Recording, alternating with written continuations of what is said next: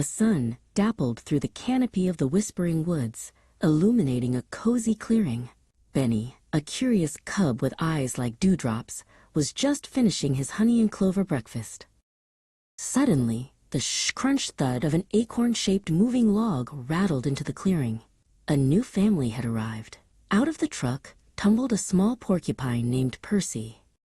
Benny and the other cubs, Lila, Barnaby, and Bartholomew, peered from behind a great oak. Percy was trying to roll a smooth gray rock, but the cubs were focused on his hundreds of needle-sharp quills. "He looks pointy," whispered Lila, shrinking back. "We can't play tag with him," said Barnaby. "He'd pop us." Their tiny bear brains were already set. Percy's quills looked scary.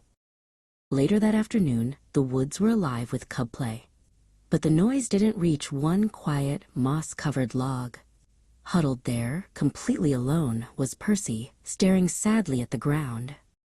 Benny, chasing a brilliant blue butterfly, stopped short. He felt a pang in his chest that was bigger than any hunger for honey. This was the moment. Taking a deep, shaky breath, Benny slowly walked toward the log, walking toe-heel-toe. This was a choice. "Hi, Percy," Benny said, his voice quiet. He kept his paws tucked close to his sides, a clear sign he meant no harm. Percy jumped, his quills standing up a fraction before settling down nervously. We were playing moss ball," Benny said, nodding toward the distant cubs. "Would you like to try and play? I promise to be careful of your bits." A tiny, hopeful flicker lit up in Percy's eyes. You don't mind the quills? They look a little prickly," Benny admitted honestly. "But they don't look like you. You look like you need a friend." Benny and Percy didn't join the moss ball game. Instead, they explored. Percy, a phenomenal tracker, whispered, "Follow me." Soon, they found the plumpest, juiciest berry bush hidden beneath a thicket.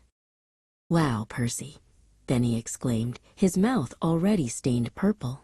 "How did you find this secret patch?" "The quills help me push through the brush without getting scratches, and I can smell the perfect ones."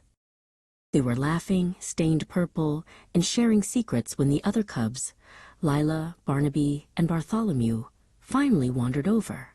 They weren't looking at scary quills anymore. They were looking at Benny, their trusted friend, having the time of his life. "What are you guys doing?" asked Lila, peering at their purple faces. "We found the berry boss's secret stash," Benny declared, holding out a pawful of berries. "Percy found them. He's a secret patch expert." Soon, the berry patch was filled with 5 giggling cubs.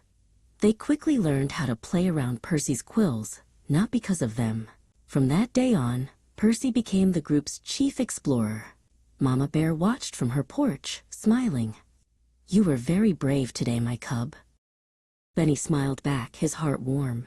He looked over at his friends, knowing Percy's differences weren't a problem. They were part of what made him special. Hey families! Homeschool Mom here with the best news ever. Learning doesn't have to be boring. In fact, it shouldn't be. Yeah, I know. Sometimes it feels like this, right? But here's the thing. When we were kids, we learned to walk, talk, and explore the world. How do I know what to teach?